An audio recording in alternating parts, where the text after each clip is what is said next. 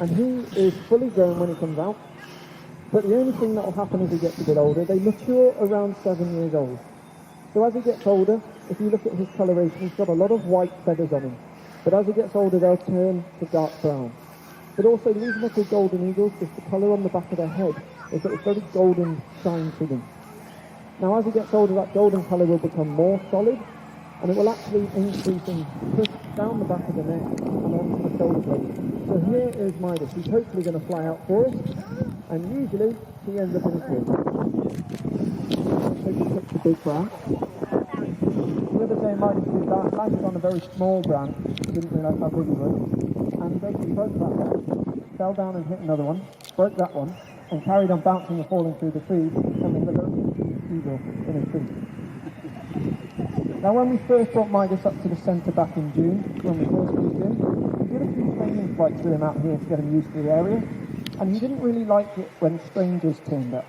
So two people popped their heads up over the hill, he took one look at them and flew off into the big tree way at the back, and he was very scared. So he took a little bit of a risk.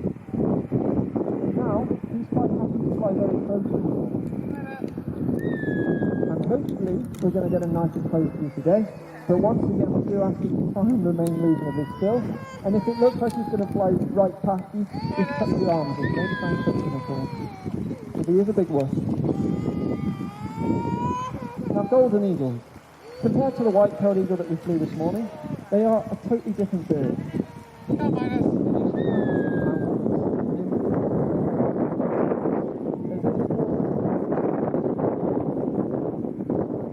And as you're walking through the mountains, you will just see them fly over you, like we do with buzzards really in this country. Now, when these guys are hunting, they can either hunt from stationary, like he is now, or they'll hunt from soar, so when they're soaring really high and circling, and they might actually start to approach when found something over a mile away. So when they're soaring, they reckon that a golden eagle can see a rabbit's chest moving as it moves up to a mile and a half away. And their life sight is immense.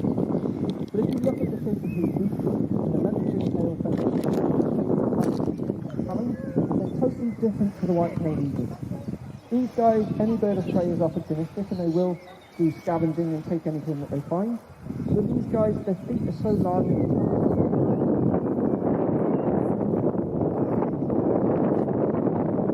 Now don't forget the white tail is so he is quite a small male. The females are going to be about a third bigger. Now the hind talent on most golden eagles is the size of the grizzly bear's claw. So that hind talent is the toe at the back, the big one that does all the catching. But also his beak. A fish eagle's beak is very broad, tapers off from a fine point, designed very well for its feeding type, so descaling fish and scavenging. This guy's got a very narrow beak, so more designed for carrying. Here he comes. I don't know why he chose that route. He's got a fish, he said. He's got a fish in the lens or something. So if you look at Midas's tail, he's got a very long tail. And as I said to the kites, that means they're a lot more agile, so they can turn very sharply. Now I spoke about speed earlier with this guy. Golden eagles with their head down using gravity and the wind behind them down the side of a mountain have been known to go a little bit over 200 miles an hour. Now something this size travelling 200 miles an hour, if I was a rabbit and that was happening with me, I think I'd be dead before it got to me.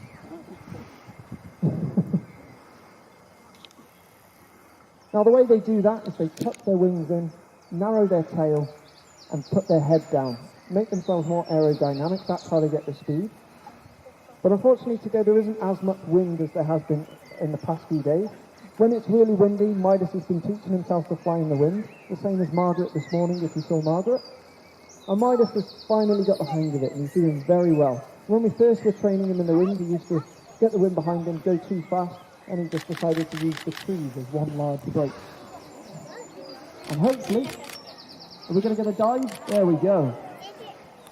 So there is just an example of some agility and some diving from the eagle. Now that large tail, extremely useful for when he's chasing his prey.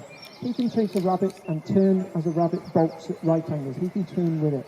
So it's very, very good hunting. But also, they can keep up speed-wise with things like foxes as they're running. But some desperate females in the wild have been known to take things larger than a fox. They've actually taken small deer and small mountain goats. But they will also use their speed and size not only to catch catch their prey, but also they'll use the terrain and the habitat to their advantage. Now in the mountains, what they will do is collide into something extremely large, like a small deer, and they will actually knock it off a cliff. So that means that they're a lot safer in that respect. So they don't actually come into conflict. But some birds, the golden eagle, there was a video on YouTube where it catches the back of something large and actually rolls down the hill with it. The bird didn't even break a feather. It's amazing considering their bones are pretty much hollow. It's more like a honeycomb structure, or for the kids it's more like an Aero chocolate bar. So they are extremely fragile, but they are pretty resilient, and they don't really consider their own self-safety when they're hunting. They're amazing creatures. Now, I spoke a little bit about rewilding whales and the eagle reintroduction program for whales at the moment. So the feasibility studies that they're doing are also looking at not only reintroducing whitetails, but also, oh wow, that's another one. Oh, we bailed on that one. We're going a bit too fast. Back to his safety post. So the eagle reintroduction whales, they're not only looking at white-tailed eagles, but also golden eagles. They're looking at the mountains up in North Wales as a better environment for the golden eagles, and they're looking as to whether we have the habitat and the food to sustain a population of eagles. Now, it would be amazing to be able to say that in a few years we might be able to see these guys wild and free in North Wales, and also parts of South Wales, but also you see the white-tailed eagles as well, if all goes to plan.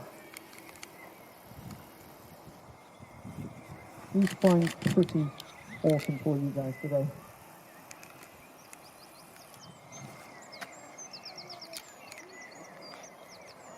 Now, as I said, Midas won't mature until he's about 7 years old, so we've got a long way to go with him. But in captivity, we might expect a golden eagle like this to live up until he's near 40. So we've got a long way to go with Midas. But in the wild, the oldest one recorded is about 36.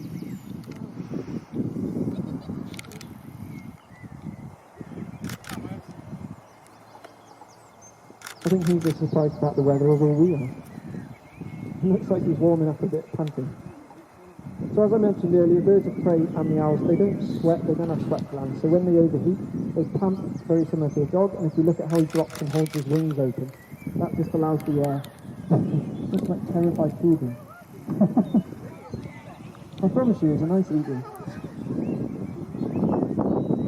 Now, golden eagles are renowned in falconry, mostly used by the Mongolians. So in Mongolia, they ride horseback carrying their golden eagle and hunt foxes over the mountains. It's a spectacular sight. But he is getting the hang of the wind today, which is awesome. Unfortunately, we're never going to teach Midas to hunt. If we did that, we could gain a bit of independence, and then we might find him going off and finding foxes. The farmers would love him, but unfortunately we're not allowed to release him, so we'd have to get him back. Now, the thing about the feasibility studies as well is they can't just look at the habitat and the prey. They've also got to look at the them in the wild. That's the main problem. And farmers are actually very much for having the eagles released into the wild. Now in Scotland, sheep farmers, generally you speak to farmers and they might be worried about lambs, but golden eagles don't really look towards lambs for food. The percentage of lambs lost to golden eagles in Scotland in the wild is such a minor figure. If anything, as golden eagles came into the farming land up in Scotland, farmers said they noticed a reduction in the lambs that were lost each year, mostly due to foxes. So actually, adding in another apex predator like an eagle would also knock down the number of foxes and therefore could possibly help the lambs. So farmers are quite on board at the moment with the eagle reintroduction program, which is great to see. Massively, this study is all about education and awareness.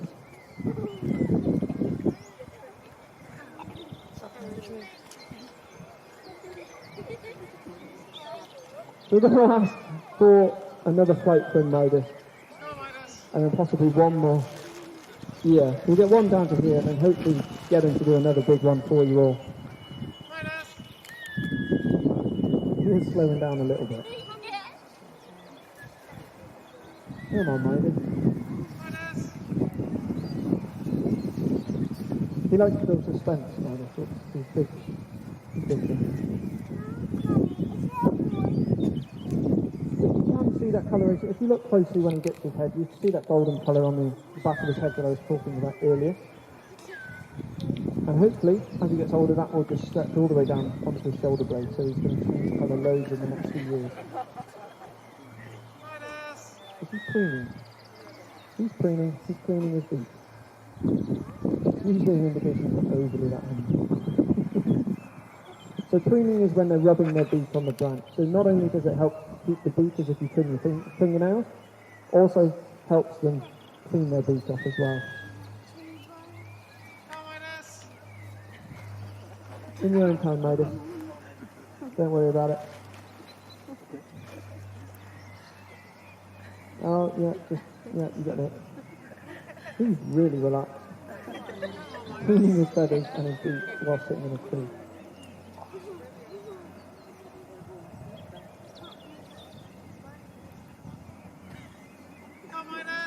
Might have to make this one the last plank.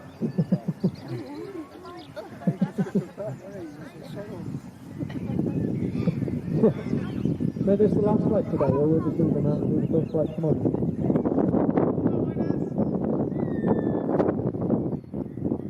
The weird thing is if he left, he probably would just sit there. He knows where he lives.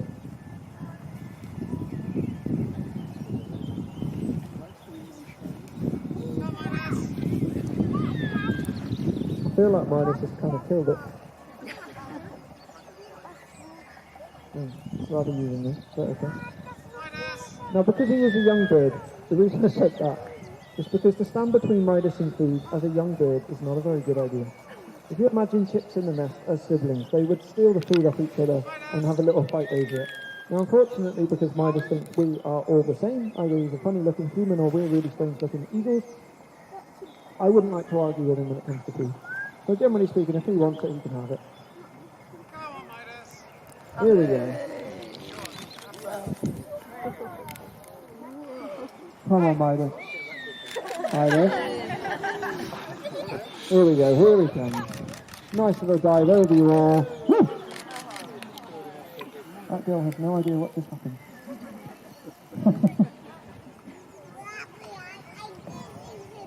The cat. So do you want to give Midas a massive round of applause?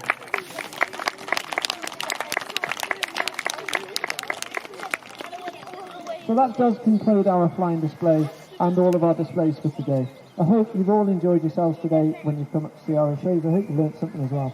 And as I always say, if you have any questions, don't hesitate to ask any of us. Who's my ear? Okay. Sorry, might have stopped food. As I said, he loves his food. But thank you very much for watching, and I hope to see you all again soon. Thank you very much.